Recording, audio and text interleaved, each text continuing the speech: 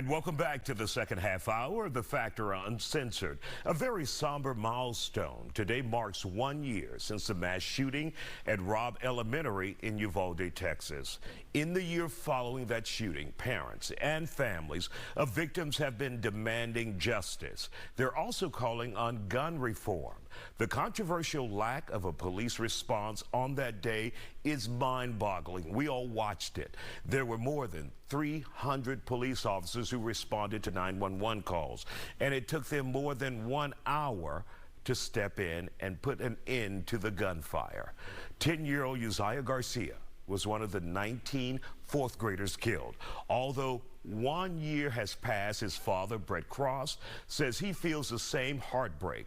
He recalled the timeline of that tragic day.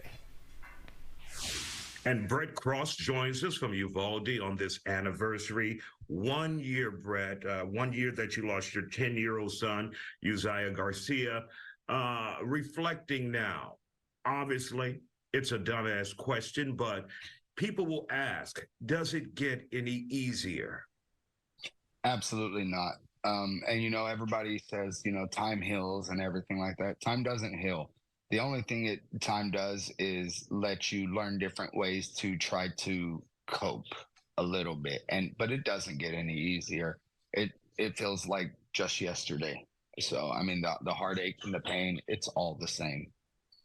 Take us back a year ago when you got the news and you realized what was going on at your son's elementary school, Robb Elementary, when the gunman went in and claimed all of those lives, and you guys didn't have much information.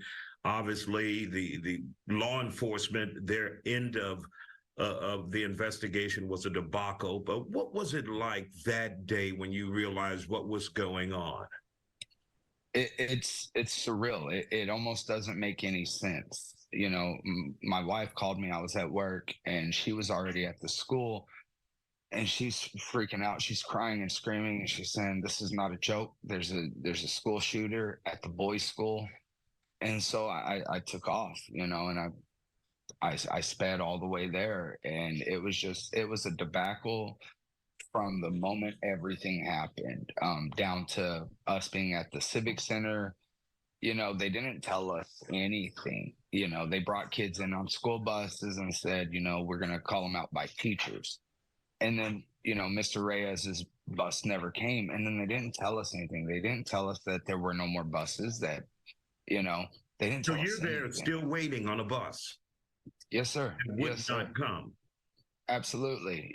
And then we hear nobody's telling us anything. And then we see that Abbott had said, there's, as of right then, there was 14 children dead. And then you look around and you start seeing 13 other families. You start putting two and two together. Right. We weren't told until 8:30 that night. And there were families that didn't get told until 1 o'clock in the morning. And when you get that notification, your heart must stop.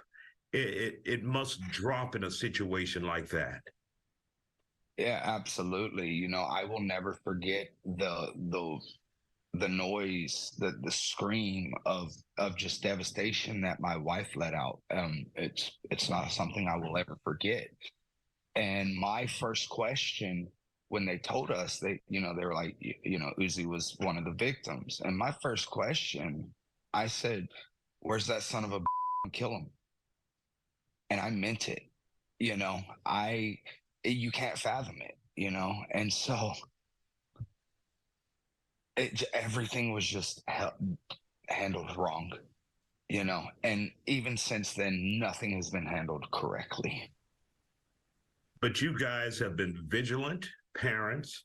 You guys have been going to the legislature, demanding change, demanding internal investigations on state police and many of the agencies involved. Do you feel like you have made any advances, that you guys have been able to get any of the answers that you're looking for, sparked any change as a result of the tragic shooting a year ago? So, as it comes to like legislation and everything, I don't I don't know if I would say that per se that we have changed anything, but what I do know is that we have inspired hope and in the people. And people are starting to get up and realize that we don't work for the government works for us, and they need to do what's in our best interest, not the other way around. And it's bringing up that conversation that needs to be had. You know, you're going to have opposing ideologies and everything, but if we can start sitting down and having those conversations, that is how we grow as a state and as a nation. And before this happened, nobody would be willing to sit down. And now we're starting to see that there are some people on both sides of the aisle that are willing to take that step and say, enough is enough. We might not agree on how to fix this, but we have to do something. And I think that has inspired a lot of hope and a lot of understanding that we can do this. What we haven't seen is any type of effort to address the guns and young people getting guns, assault weapons, assault rifles. Are you disappointed in that, where Congress has not come forward to do anything when it comes to the guns on the streets and how young people may get those guns? Absolutely. And the issue is that, you know, everybody wants to say the same old tired trope that, oh, guns don't kill people, people kill people.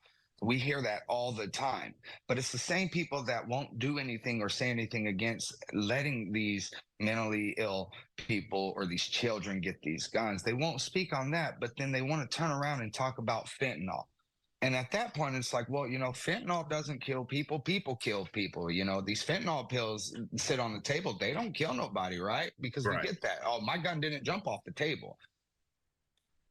But people refuse to see that because they are so blinded by, oh, I have to be right and I have to be voted in, and the NRA ain't going to pay me if I speak out on it. Instead of putting morals above everything else, which is the only thing that's going to take to make this country a better place for our children, is the morals.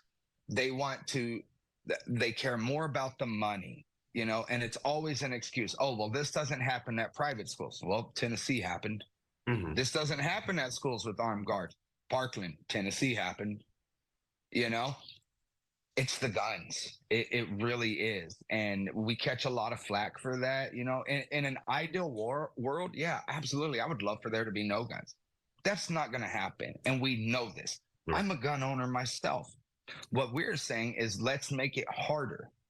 Let's make it harder to get these weapons that our shooter had never shot a gun before and went in and demolished 21 people, injuring 17 more in a matter of seconds by a weapon that the police were too afraid to go inside and do something about. That seems crazy. Horrible situation. It's a tragedy. And it was 1 year ago. And Brett, we want to thank you for coming on The Factor and sharing your story. You've been here before, and we know you're a very busy man, but we want to wish you the best and thank you for your time, sir.